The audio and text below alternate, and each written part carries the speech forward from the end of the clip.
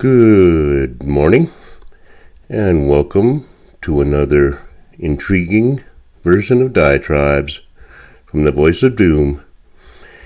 Now here's your intransigent and intrepid host, Voice of Doom.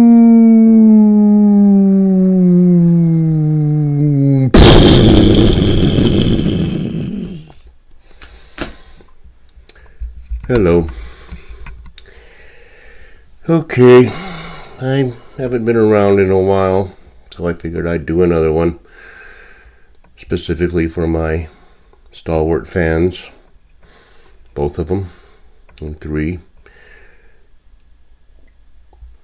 because I owe it to them to give them something, and since I've let a couple weeks go by, I can catch up on the latest, and things that caught my eye. So, I was going to name this video Intractable because there seem to be so many issues facing us today that are intractable. We have two sides, two tribes, as I've said from the beginning, that aren't going to give an inch to each other. And it's happening in what used to be the United States, and it's happening worldwide. And so I'll run down a few things and maybe throw in a few snippets and snappets of other things that have nothing to do with anything, but I find intriguing. Intractability. Okay. When you have a country, or what used to be, that is going down the tubes and heading over the cliff and about to plunge into the abyss, you want to create distractions, straw men, and unsolvable issues that can't even be talked about in order to keep people looking the other way from what's happening. And we do that with things like racism and female reproductive rights and things of that nature. Things that cannot be solved in one easy swoop, things where there are intractable sides which will not give an inch to the other. In fact, they want more of their issue, and the anti-abortionists want more strict laws, and the pro-female reproductive rights want less restrictive laws. And I've already talked about the irony of the fact that most lefty-lib, wokester idiots do not use the word abortion very often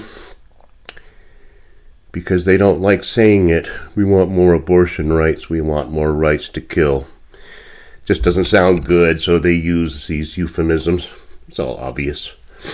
But racism rears its ugly head, and there's a certain class of society, I won't say who they are or of what pedigree, but they seem to have reached the conclusion that as long as they're a certain pedigree, they can pretty much do whatever they want, because if anybody calls them on it, then they will be called racists, and you better accept that you're a racist.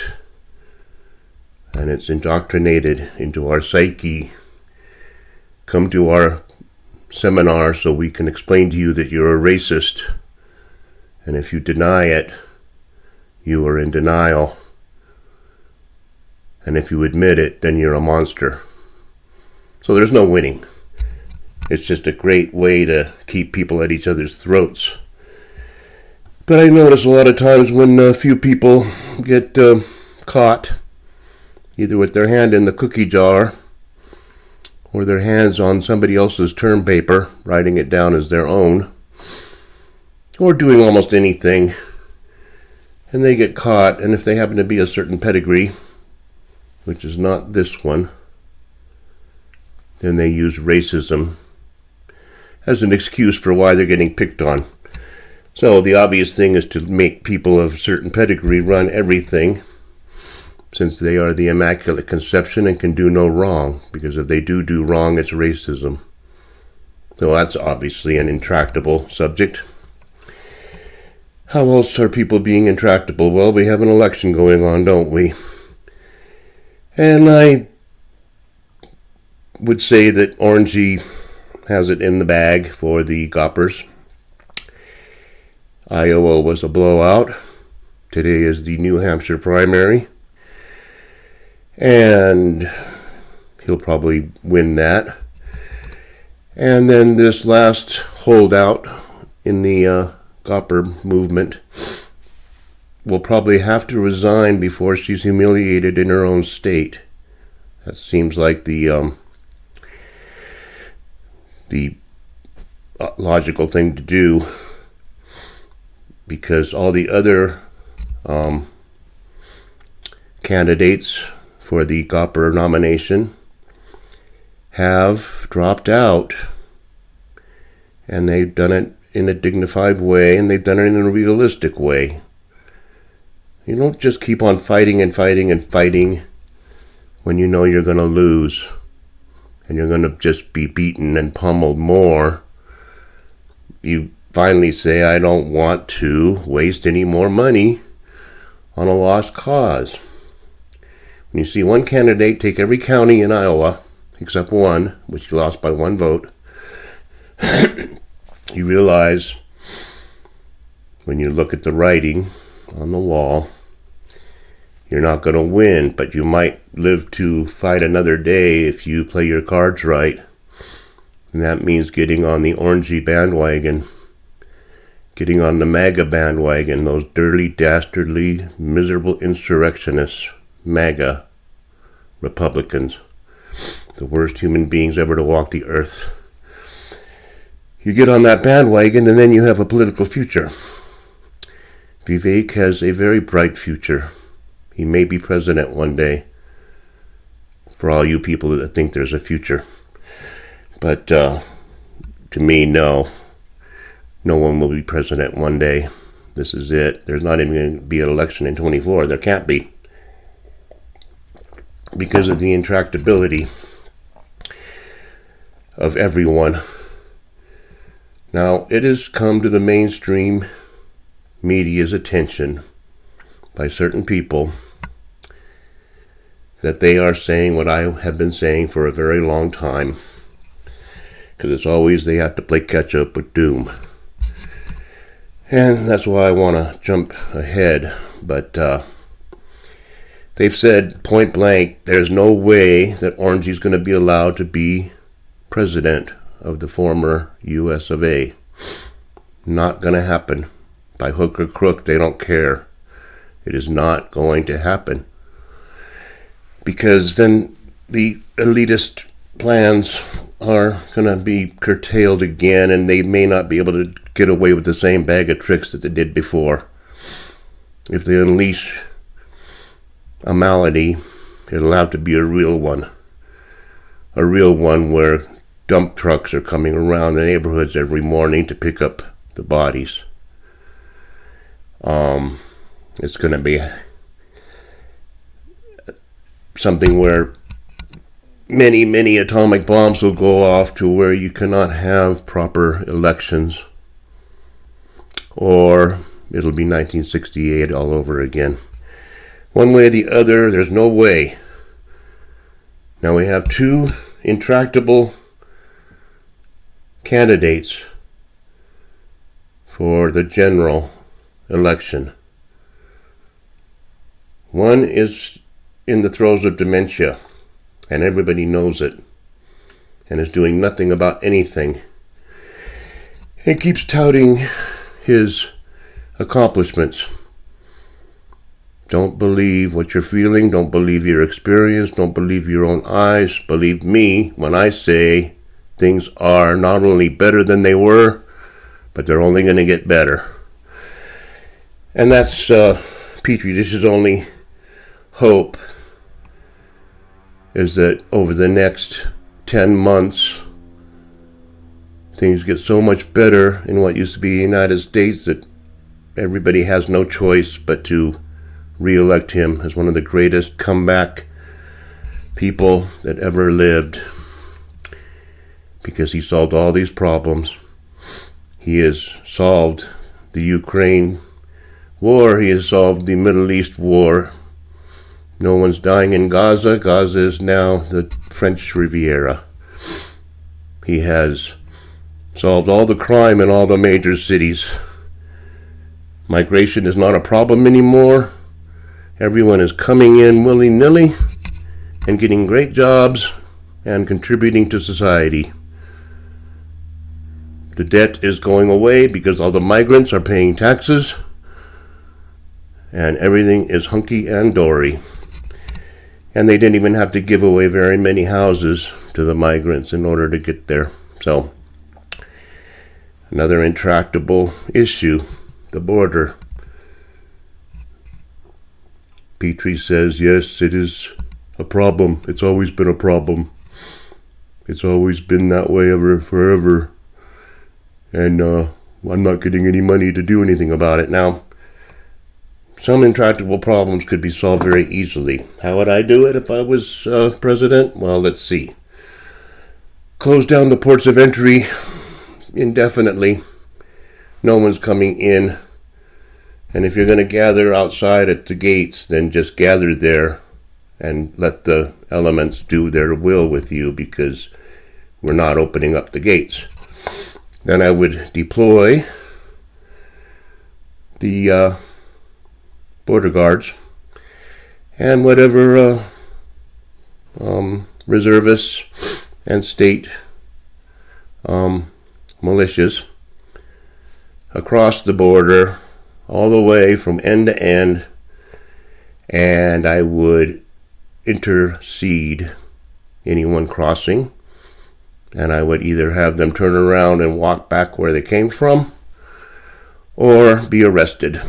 And if you have to build prisons in the desert, then so be it. And anybody that is a cartel or a coyote who is caught 1 inch over what used to be the border, they will be arrested, tried, and incarcerated. And that would be my solution, but that's not practical because it would cost nothing. And it would solve the problem almost immediately. But they don't do that, do they? Well, they ask Petri Dish why he's not doing anything. I have no money. The coppers aren't helping me. There would be no problem at the border if I had more money, so we could process people faster. And then they're like, you don't get the point, do you? We don't want more people because you're not taking care of the people we have. It's obvious. Come on. Okay, more intractability. We are not going to abandon Ukraine until they have declared victory over the former Soviet Union. They are going to have to win. Just send Dana Carvey out after Tyrus and say, Dana, you better beat him, and we're not going to let you out of the ring until you do. Now, you see how it's not fair. It's an intractable issue. Now, Ukraine is not going to beat Russia, no matter how many billions and hundreds of billions we send. So we may as well get used to that fact. Another intractable issue. We are not going to stop until every last Hamas member is dead. Now, that's not going to happen, is it? In fact, you're probably creating more as you kill each one. And I'm starting to get a little bit more looking at the other side. I'm not going to say the wokesters are right in being in the street, but I will say that I've been watching Scott Ritter lately, and he's giving some very good reasons for why Israel should try to come to some sort of an agreement with whoever they're fighting. Palestine, Hamas, I don't know what, but he says that this, war can't go on because Israel's going to lose in the long run. And he makes some very intriguing points that I am taking into consideration. I'm not going to willy-nilly say one side should obliterate the other, because it's not possible. So that's another intractable issue. We got many of them, but I wanted to comment on a few things. And the last thing that has nothing to do with anything that I saw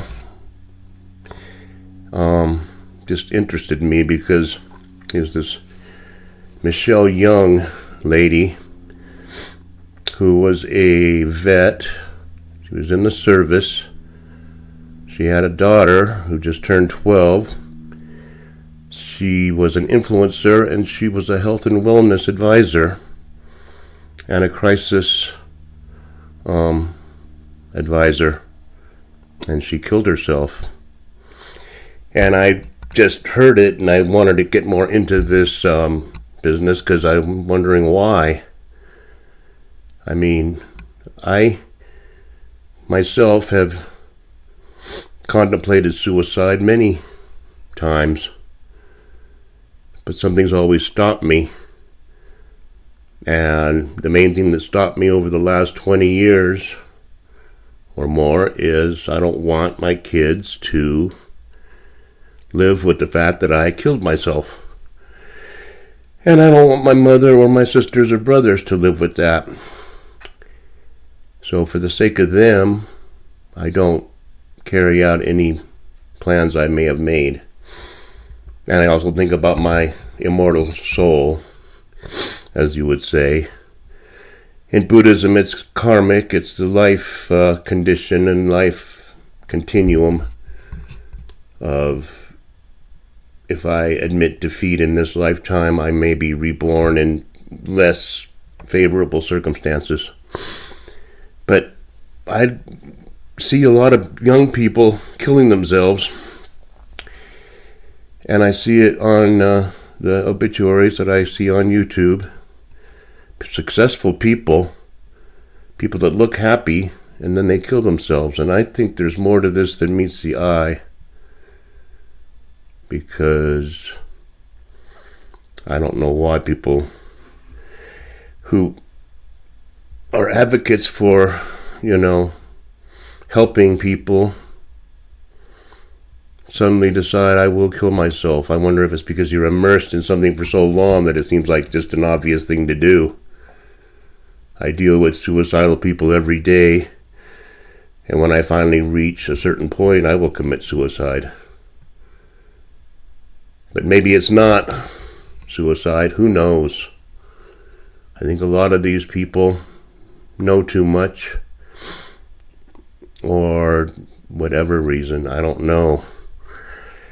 But I found that story intriguing. I delved into it a bit, and I couldn't find much, and I don't like to do that, because I feel like I'm eavesdropping, or even if the information is out there, it's really none of my business.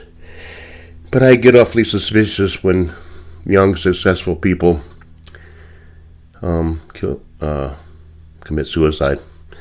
So I'll leave it on that happy note. I just had a few things to say about this and that, and something to think about. If you have any comments or ideas about why all this is happening, let me know. And thanks. I'll see you next time. Bye.